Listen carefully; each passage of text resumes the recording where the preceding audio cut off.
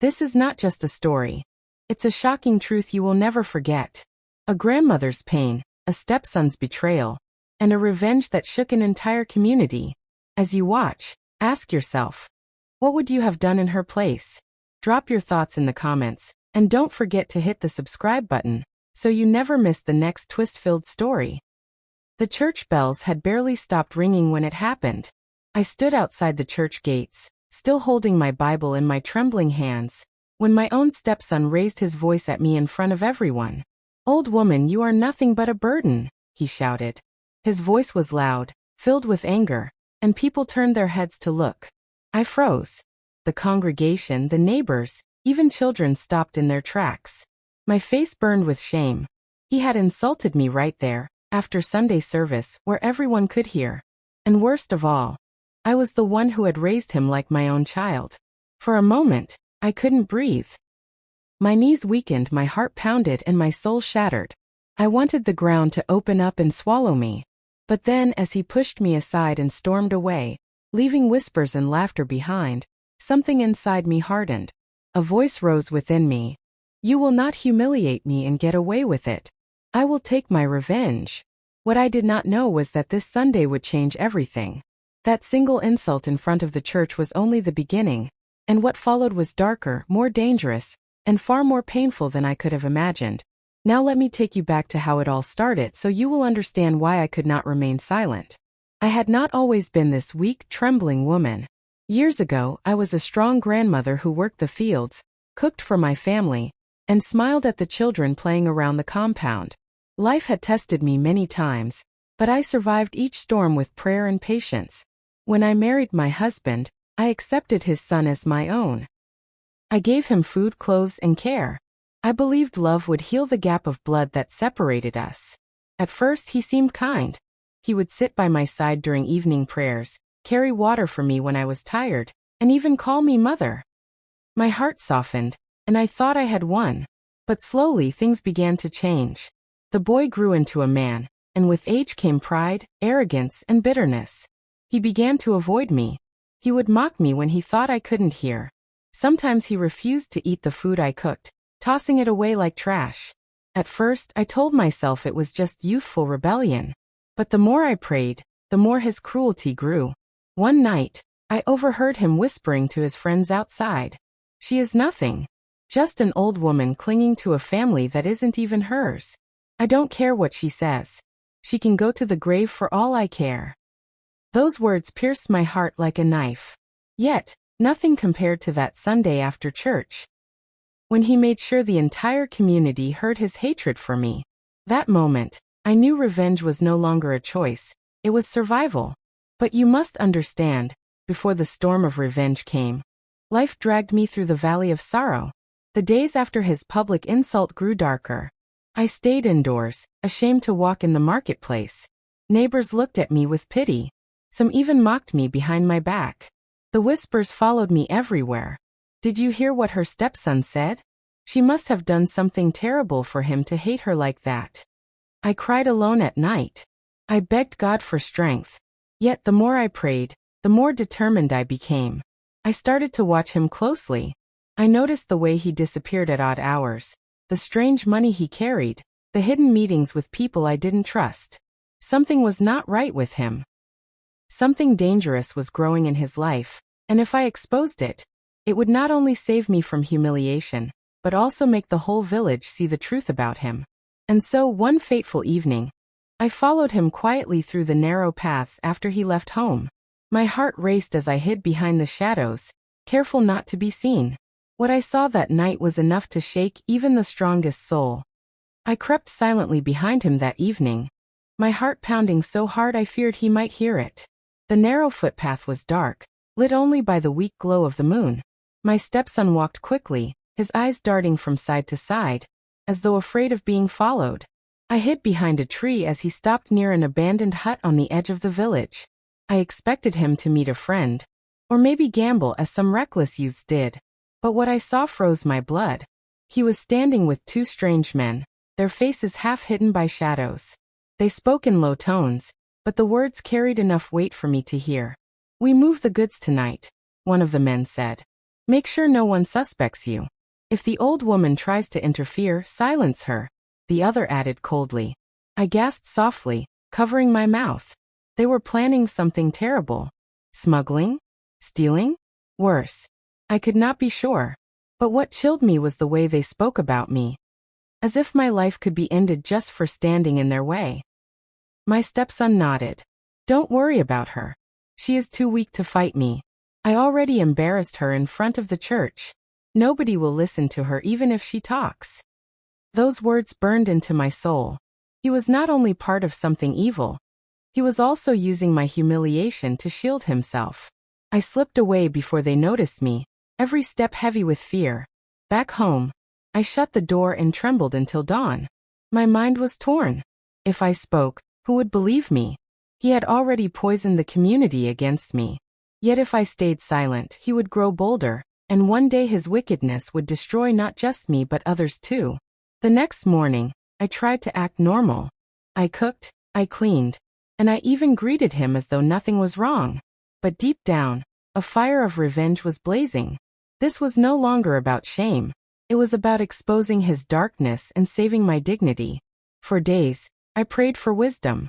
I asked God to show me the right moment. Then one Sunday, an opportunity came. After the service, the pastor announced that the church would begin a program to fight corruption and crime in the community. My heart leapt. This was the chance I needed. But fear still held me back. What if he denied it? What if the community turned on me again? I kept my silence that day, but I knew I could not wait forever. That evening, while sweeping the compound, I overheard him quarreling with the same men outside our fence. Their voices were louder this time, careless. You took the money and failed us, one man shouted. If you don't fix this, you and that old woman will pay, the other threatened. My broom fell from my hands. The danger was no longer a whisper in the dark, it had followed us home. Later that night, I sat on my bed, staring into the shadows. My stepson was becoming trapped in his own evil web, and if I did nothing, I too would be caught in it. So I began to plan. My revenge would not be shouting or insulting him back. No. It would be sharp, silent, and deadly to his pride. I would use his own secret against him. I would expose him for who he really was. And when the truth came out, the same people who laughed at me would laugh at him. But just as I strengthened my resolve, something happened that nearly broke me. Around midnight, I heard footsteps at my door. Slow, steady, and deliberate. My heart stopped. I held my breath as the door creaked open. It was my stepson, standing there with a lantern in his hand and a cold, dangerous look in his eyes. The lantern in his hand flickered, casting sharp shadows across his face. His eyes glowed with anger, and for the first time, I saw him not as the boy I had once fed and clothed, but as a stranger, cold, ruthless, and dangerous. Why are you awake, old woman? He asked, his voice low and sharp. I swallowed hard, clutching my wrapper close to my chest. I could not sleep, I whispered, my voice trembling. The night is long. He stepped into the room, closing the door softly behind him. The silence in the air was so heavy, I could hear my own heartbeat. You think I don't know? He said slowly, leaning closer. You've been watching me. You followed me that night. My breath caught in my throat. He knew. He had seen me, or perhaps one of his men had warned him. My blood ran cold. I don't know what you're talking about, I stammered, forcing a weak smile. But he slammed the lantern down on the wooden table, making me jump. The flame flared, lighting his furious face. Don't lie to me. I heard you moving in the bushes. I know you saw. And now you think you can run to the pastor or the villagers, don't you? Tears stung my eyes. I shook my head. No, my son. I only want peace. I have no reason to harm you. For a moment he stared at me, breathing heavily. Then to my surprise he laughed, a bitter mocking laugh. Peace? Do you think there is peace for me? Do you think peace puts food on the table? You sit here praying while I fight the world out there. And now you want to destroy everything I've built? I won't let you. His words struck me, not because they justified his evil, but because they revealed his twisted pride. He thought his crimes were his success. I stayed silent, letting his anger burn out. Finally, he leaned closer. his voice dropping to a deadly whisper. "If you dare open your mouth, old woman, you will regret it." He picked up the lantern, turned, and left the room, slamming the door behind him. I sat frozen, shaking from head to toe. The rest of that night I prayed until dawn, my tears soaking my pillow. My fear was great, but my resolve was greater. His threat only proved what I already knew. He was hiding something so dark it could destroy him. And if I stayed quiet, it would destroy me too. The following days passed in silence. He carried on with his life, pretending nothing had happened, but I noticed the way he watched me when he thought I wasn't looking. His eyes followed me like a hawk. I kept busy in the kitchen, in the garden, and at church, but inside my mind was spinning with plans. I began to gather small pieces of evidence, words I overheard, strange items he brought home, his unexplained money. I wrote them down secretly in a little book I hid under my mattress. If something happened to me, at least the truth would remain behind. But revenge is a dangerous seed. Once it is planted, it grows and demands action. One evening, the pastor came to visit me, asking why I had looked so troubled these past weeks. The weight in my chest almost broke me. I wanted to tell him everything, but fear sealed my lips. Instead, I said softly, "Pastor, please pray for my home. Darkness has entered it." He looked at me for a long time, then nodded. "God's light always reveals darkness, my sister. Be strong."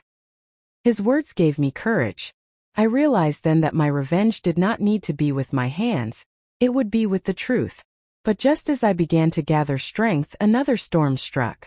One afternoon, I returned from the marketplace to find my house turned upside down. Pots scattered, clothes thrown everywhere. Even my mattress ripped open. My heart dropped, my little book was gone. And standing in the middle of the chaos was my stepson, holding the book in his hands, his face twisted with rage. He gripped the little book in his hand like a weapon. His chest rose and fell with heavy breaths, his eyes blazing with fury. "So this is what you've been doing," he hissed. "Writing about me. Spying on me. You think this foolish book will save you?" My knees weakened, but I stood tall, refusing to let him see my fear. "That book holds the truth," I said softly. "You can tear the pages, but you cannot tear what you have done." His face twisted. "Truth? You call this truth? You're nothing but a bitter old woman jealous of me. Do you think anyone will believe your scribbles? They laughed at you once, they will laugh at you again." He waved the book in my face before tearing out a handful of pages and throwing them on the floor. The pieces fluttered like wounded birds around me. Pain cut through my heart, but I held my ground. "You cannot hide forever," I whispered. "One day, your sins will find you." His laughter was sharp and cruel. "Not before I silence you." The words chilled me. He stepped closer, his shadow falling over me. For the first time, I feared he might truly harm me. My hands shook as I clutched my wrapper tighter, silently praying for strength. Then suddenly footsteps echoed outside. He froze, his head snapping toward the door. A voice called out. It was the pastor, again, arriving for evening fellowship. My stepson cursed under his breath. In one quick motion, he stuffed the book into his pocket and stormed out the back door before the pastor could enter. The pastor stepped into the room and gasped at the mess. "What happened here?" he asked, looking around at the overturned pots and torn clothes. I could not bring myself to tell him everything. Instead, I said weakly, "The wind. I was searching for something." My voice cracked, and tears slipped down my cheeks. The pastor placed his hand gently on my shoulder. "Sister, your spirit is troubled. Whatever darkness you are hiding, bring it to the light. Do not carry this burden alone." His words pierced my soul. I wanted to scream, to confess, to pour out the truth. But fear held me captive. That night I sat awake, my mind racing. My stepson still had the book. If he destroyed it, my only proof would be gone. I needed another plan, something stronger, something no one could erase. So I began to prepare carefully. I decided that the next time he went to his secret meeting, I would follow him again, this time with a witness. If another person saw what I saw, his lies would crumble. Days passed. I waited, watching his movements. One evening, I noticed him slip out quietly, heading toward the abandoned hut again. My heart pounded. This was the chance I had prayed for. I hurried to my neighbor Sarah. a young woman who trusted me. Please, I begged her, come with me. There is something you must see with your own eyes. She hesitated, but my trembling voice convinced her. Together we followed him through the shadows, careful to stay hidden. As we approached the hut, muffled voices reached our ears. We crouched behind the bushes, holding our breaths. Inside, I saw my stepson exchanging a bag with the same strange men. Once the deal is done, we'll be rich, one man said. But if anyone finds out, especially that old woman, she'll ruin everything, the other warned. Sarah's eyes widened. She grabbed my hand, her face pale. Now she had heard it too. Now I was not alone. My heart leapt with both fear and hope. I had a witness. Finally, the truth could be revealed. But just as relief washed over me, disaster struck. My stepson suddenly turned his head, his sharp eyes catching a flicker of movement in the bushes. His face darkened. Who's there? He barked, grabbing a stick and striding toward us. Sarah's grip on my hand tightened, and my breath caught in my throat. We were trapped. Branches cracked under his feet as he stormed toward us. Sarah trembled beside me, her grip tight as a vice. My heart raced. If he found us there, he would never forgive it. Come out, he roared, raising the stick. I know someone is there. For a moment I thought of running, but my legs were too weak. Then, to my surprise, Sarah stood up slowly from the bushes. It's just me, she said, her voice shaking. His eyes narrowed. Sarah? What are you doing here? She forced a smile. I was walking home. I didn't mean to spy. I stayed hidden, holding my breath. Sarah had taken the danger onto herself to protect me. He studied her for a long moment, suspicion written all over his face. Finally, he lowered the stick. Next time, mind your own business, he muttered, then turned back toward the hut. When he disappeared, Sarah reached back and pulled me up from the shadows. We can't stay here, she whispered urgently. He's dangerous. We hurried home, our hearts pounding. That night, Sarah swore she would stand with me. You're not alone anymore, she said firmly. I heard everything. We will find a way to expose him. Her courage gave me new strength. At last, the revenge I dreamed of was no longer impossible. But evil does not rest. The very next day, my stepson stormed into the house, throwing the little book, now torn and dirty, at my feet. You think you're clever, don't you? He spat. Keep your games to yourself, old woman. If you cross me again, you'll regret it. I bent to pick up the scattered pages, my hand steady this time. I looked him in the eye and said, You can burn paper, but you cannot burn truth. The day is coming when your lies will choke you. He glared at me, his jaw tight, before storming out. That night, I gathered with Sarah in secret. We decided we would take the matter to the pastor. If he knew, he could alert the elders of the church. With their support, no one could silence me. The following Sunday, after service, Sarah and I waited as the congregation dispersed. My stepson stood at the gate, laughing with his friends, unaware of the storm about to break. I walked up to the pastor, my voice trembling but firm. Man of God, there is something you must hear. But before I could speak, a loud cry rang out from outside. People rushed to the gates. Sarah and I followed, and there, in the middle of the crowd, stood my stepson, caught red-handed with the very bag of stolen goods he had tried to smuggle the night before. Gasps filled the air. The men he worked with had betrayed him, throwing the blame onto him to save themselves. I watched as the people who once mocked me now turned their scorn on him. The same ground where I was humiliated after church became the place of his downfall. But just as I thought it was over, he turned and saw me in the crowd. His eyes burned with hatred and he shouted, This is your doing. You set me up. He lunged toward me, and the crowd gasped. Strong hands pulled him back before he could reach me. The pastor and 2 elders restrained him, their voices commanding order. Enough, the pastor thundered. Your own sins have found you out. Do not blame the innocent for your shame. But my stepson struggled like a wild animal, spitting curses. She wanted revenge. She turned everyone against me. The crowd murmured, torn between shock and anger. Some pitied him. Others jeered. But for me, standing there in the middle of it all, my heart was a storm of emotions. This was the revenge I had dreamed of. My dignity restored, the truth revealed, my enemy brought low. Yet, as I looked at his broken, furious face, a strange sorrow filled me. This was the boy I had once cradled, once prayed for, once hoped would call me mother with love. Sarah touched my arm gently. "You've won," she whispered. "Now the truth is clear." But had I really won? Or had we both lost? The pastor turned to the crowd.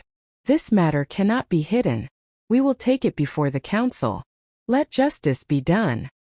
My stepson was dragged away, still shouting threats, his voice echoing in my ears long after he was gone. That night I sat alone under the stars, my heart heavy. Yes, my revenge had been complete. But revenge is a double-edged sword. It cut him down, but it left me bleeding too. I thought of the whispers that would now follow him, the shame he would carry, the ruined path of his life. And though he had wounded me deeply, I could not rejoice in his destruction. I closed my eyes and prayed, not for revenge but for mercy. Mercy for my wounded heart. Mercy for his lost soul. Mercy for a family broken by pride and bitterness. And as the wind rustled the trees, I realized the life lesson hidden in my pain. When we answer cruelty with cruelty, the wound does not heal. Only truth and forgiveness can set us free. But little did I know, his story was not yet finished. Even in shame, hatred burns, and sometimes, the defeated rise again with greater fury. The days after his public disgrace were heavy with whispers. Everywhere I went, people spoke of my stepson's shame. Some said he deserved worse. Others said prison would teach him a lesson. But not everyone pitied me. A few sneered and muttered, "That old woman wanted him destroyed. She never loved him." Their words pierced me, but I held my head high. I knew the truth. I had only wanted to protect my dignity. The pastor and the church elders called for a meeting. They questioned my stepson in front of the council, and though he tried to deny it, the evidence was too strong. The bag of stolen goods, the men who had betrayed him, the witness of Sarah, all stood against him. The council decided he would be punished by the law. He was taken away by the village guards, bound and furious. I watched him go, my heart a storm of victory and sorrow. For a short while, peace returned to my life. I began to smile again, to walk freely in the marketplace, and to greet neighbors without shame. Sarah often visited, bringing me food and comfort. The nights felt lighter, my prayers less burdened. But peace, I would soon learn, was only an illusion. One evening, as I returned from the well with a bucket of water, I felt a shadow pass behind me. I turned quickly, but the path was empty. My heart raced. Perhaps it was just my imagination, I told myself. Yet when I reached home, the wooden door was ajar. I had closed it tightly before leaving. My hands trembled as I pushed it open. Inside, the room was dark. Then a voice came from the shadows, cold and familiar. "Did you really think it was over?" I gasped. My stepson stood there, his clothes dirty, his eyes bloodshot. He had escaped the guards. Before I could scream, he stepped closer, his voice like venom. "You took everything from me. You ruined me before the whole village. Now it's my turn." My knees shook as I backed away, the bucket of water slipping from my hands and spilling across the floor. "Please," I whispered, my voice trembling. "Don't do this. There is still a way back for you." He sneered. "A way back? To what? To shame? To people pointing and laughing? No. I would rather destroy everything than live with that." His words chilled me. I realized then that he was no longer thinking clearly. His pride had consumed him, turning him into something darker than I had ever imagined. Suddenly, he pulled something from behind his back, a knife. My heart stopped. "You will pay tonight," he hissed. "No one humiliates me and walks free." I stumbled backward, my hands groping for anything to defend myself. My fingers touched the heavy iron pot by the fire. I clutched it tightly, my breath shallow. He raised the knife, stepping closer, his shadow looming over me. My mind screamed for help, but my voice was locked in my throat. Then as he lunged, the door burst open. Sarah stood there, her face pale with fear. "Stop," she cried. For a split second, his eyes flickered in surprise. That was my chance. With all the strength in my weary arms, I swung the pot. The sound of metal crashing filled the room. He staggered, the knife clattering to the floor. But he did not fall. Instead, his rage grew, fiercer than ever. He turned toward me again, blood trickling from his forehead. And in that terrifying moment, I knew. The battle was far from over. The room was spinning, my heart pounding so loudly, I thought it would burst out of my chest. My stepson, blood running down his forehead, glared at me with eyes full of fire. Sarah screamed, frozen by the door, her hands covering her mouth. "You should have stayed silent," he snarled. His voice shook the very air. He lunged for the knife on the ground, but I kicked it away just in time. It slid under the table. He growled and shoved me so hard I hit the wall. My old bones rattled in pain, but I refused to give in. Sarah ran toward me, trying to help me up, but he grabbed her arm and twisted it cruelly. "Don't touch her," I cried, the desperation in my voice filling the room. I reached for the iron pot again, but this time he was faster. He pushed Sarah aside and grabbed me by the neck, squeezing with terrifying strength. The world dimmed around me. My breath caught in my throat. For a moment I thought my story was about to end there. But then from deep inside me a fire rose. A voice whispered, "No, you cannot let him destroy you. You must fight for your life." With the last ounce of strength I clawed at his face, my nails digging into his skin. He screamed and let go, staggering backward. Sarah rushed to the table, pulled out the knife from beneath it, and held it up with trembling hands. "Stay back," she shouted, her voice stronger than I'd ever heard before. For a moment he hesitated. Then he laughed, a cruel broken laugh. "You think you can stop me? I will never stop until she suffers like I did."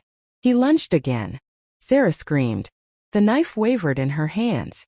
And then, in that split second, I made my decision. I grabbed the burning firewood from the hearth and swung it with all the fury of a wounded soul. The wood struck his chest, flames licking his shirt. He howled in pain and stumbled to the ground, rolling to put out the fire. But the rage in him did not die. It only grew. As he rose again, battered but unbroken, I realized the truth. Only one of us would leave that room alive. The night was filled with shouts, the crackle of fire, and the pounding of feet as neighbors rushed toward the sound of chaos. Sarah opened the door wide, screaming for help. My stepson, half burned and bleeding, charged at me like a wild beast. But this time I stood my ground. The firewood was still in my hand, glowing with heat, and in my heart was something even stronger, courage. "You will not break me," I shouted, my voice echoing with all the years of pain, silence, and endurance I had carried. With a final swing, I struck him down. The wood crashed against his head. He fell to the ground, motionless, the fury in his eyes finally extinguished. At that moment, the villagers burst in, their torches lighting up the small room. Gasps filled the air as they saw him lying there, beaten and broken. Some rushed to restrain him, others to hold me as I shook with exhaustion. The guards carried him away once more, this time bound tighter than ever, his fate sealed by his own evil choices. I collapsed into Sarah's arms, my tears flowing freely. For the first time in many years, they were not tears of shame, but of relief and of freedom. The church later declared that the truth had been revealed, and no one could deny it anymore. My stepson was banished, and the law carried out its judgment. In the weeks that followed, I slowly rebuilt my life. Neighbors who once whispered behind my back now came to greet me with respect. Sarah became like a daughter to me, staying by my side through every storm. But in the quiet moments, I often asked myself, what was the lesson in all this pain? And then it became clear. Silence gives power to evil. Had I remained silent, I would have been destroyed. But by speaking out, by standing up for myself even when it was hard, I found freedom. To everyone who heard my story, I say this. Do not let fear or shame bind your voice. Stand up for your dignity, no matter the cost. Evil grows only when good people stay silent. And though my scars will always remain, they are not signs of weakness. They are proof that I survived, and that no darkness, no betrayal, and no abuse could ever silence me again. If this story touched your heart and kept you on the edge, don't let it end here. There are many more powerful grandma stories waiting for you. Hit the subscribe button, turn on notifications, and join our growing family, because the next story will be even more shocking, and you don't want to miss it.